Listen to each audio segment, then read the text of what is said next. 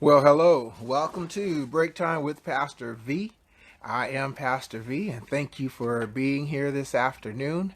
And I just believe that God has something for us today. I wanted to share with you part of my quiet time this morning. And so make sure you just say hello and let us know where you're listening from. Again, I pray that this break time is a blessing to you as it's designed to be, to just call us to come together, kind of come out from what we're doing, our typical day, take a quick break, and you leave encouraged knowing that God has something in store for you. So you just relax and breathe and realize who you are. So today I wanted to share with you just something that I got in my quiet time this morning. And I'm just going to call them lessons in a desert place. Lessons in a desert place. And it comes from Matthew chapter 14, verses 13 through 21. I'm not going to read them, but I'm going to kind of recap the story. Jesus has gotten news that John the Baptist has been beheaded. Also, in addition to that, Pharaoh now thinks that, Pharaoh thinks that Jesus is, not Pharaoh, Caesar, thinks that Jesus is John the Baptist coming back because John had told him that he couldn't live with his brother's wife. He couldn't take her and have her and be in relationship with her. And so upon getting that news, Jesus says that he goes to a desert place. He goes to a place of solitude. Here's one lesson that we learn, that sometimes it's necessary for us just to get away from everybody. You've ever realized that? And so sometimes we just have to take a break. And so, but Jesus went to a desert place, and he wasn't, he was dealing with the loss of not only just John the Baptist, but John was his cousin as well. And so, and the idea may have been, some scholars believe that because it was thought that Jesus was John the Baptist reincarnated, that he was in danger of being killed again. So he went to escape for a while.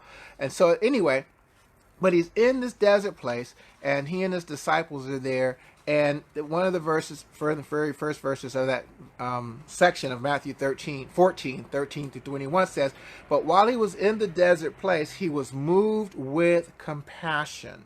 He was moved with compassion. He saw a need, and he met the need. He began to heal the people. So here are some of the things that I learned from the desert place.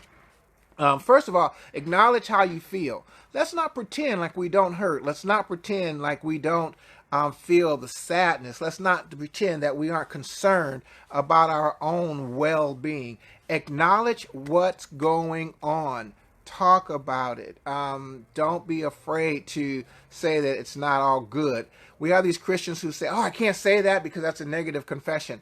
Oh, no, not necessarily a negative confession. Sometimes you're just avoiding the reality of what it is. So what we have to do is be able to acknowledge what's going on, because God is bigger than whatever is going on, and he's a part of whatever is going on in our lives. So here's another thing. Even when we're in the desert place, here's another lesson I've learned, I see here.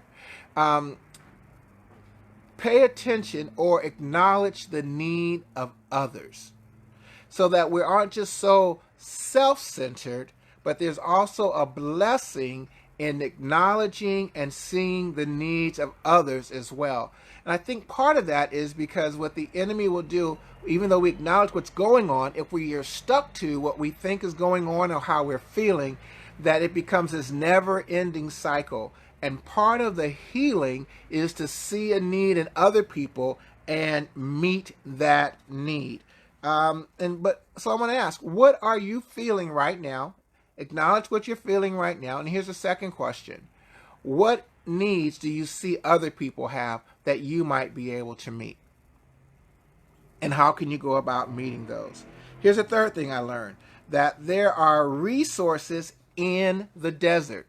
Let me say that again. There are resources in the desert place. We often don't realize that even when we're in the desert place, our desire is to get out of the situation, right? But God is able to meet you right there in the desert place and to meet your need where you are, or to bring others to meet that need. God is able to work in desert places. That's what we've got to understand instead of always getting out. Here's another lesson I learned from this chapter. What you have is enough. Wow. Whatever it is that you have, it is enough. The disciples said, hey, send them away. We're in this desert place. It's late. There's no food here. And Jesus says, well, what do you have? Nothing.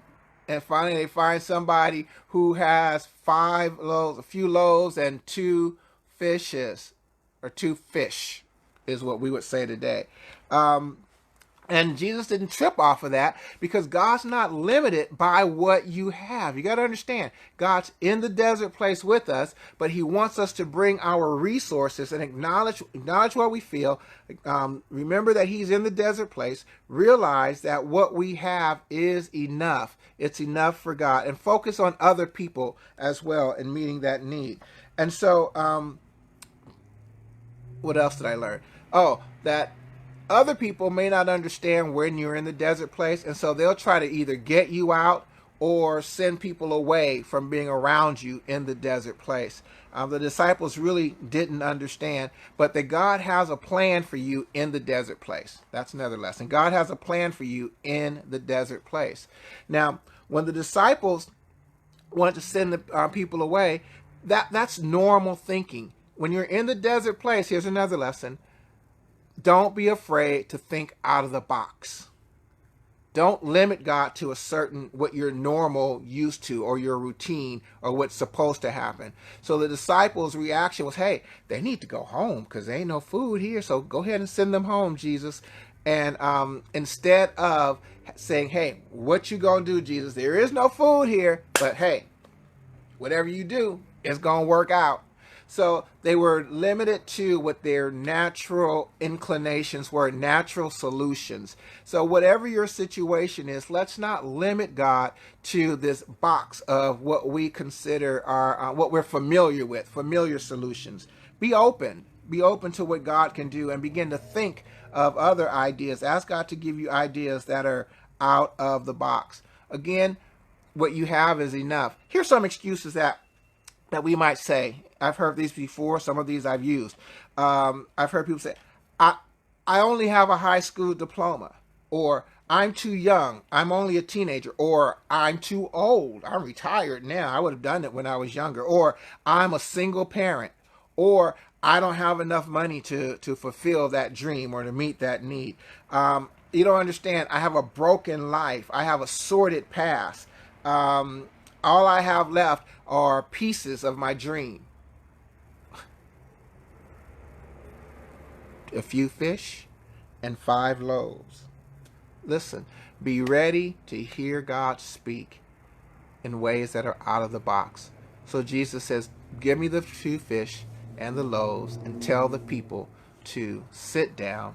And guess what he did? He met the need. The Word of God says that he fed over 5,000 men besides women and children. That means in addition to the 5,000 men, there were women, there were children there, and he blessed them. Now here's another lesson that I've learned, that when we submit to God and he uses what we have, there's more than enough. We also are benefactors of being used by God. He meets the need in the desert. There were 12 baskets of food left over. It was an abundance. It was an overflow. Focusing on other people in the desert place, open to God, giving him the resources that we have. Expect to think out of the box. There's an abundance. Each one of them had a basket of food left, more than they could ever eat themselves. So, are you in a desert place? It's okay. God is in the desert place with you. Be open. Trust him. Think out of the box. And remember that God meets the needs in the desert places. So God bless you, my brothers and sisters. Thank you for being here with us today here on Break Time with Pastor V. I pray that you leave here more encouraged than you were when you got here. Don't forget to share this, like this as well. Hit the like button. I'd appreciate it. And share it. God bless you. Thank you. And I will see you tomorrow. Same place, same time, 1 p.m. Invite a friend. Blessings. Have a great day.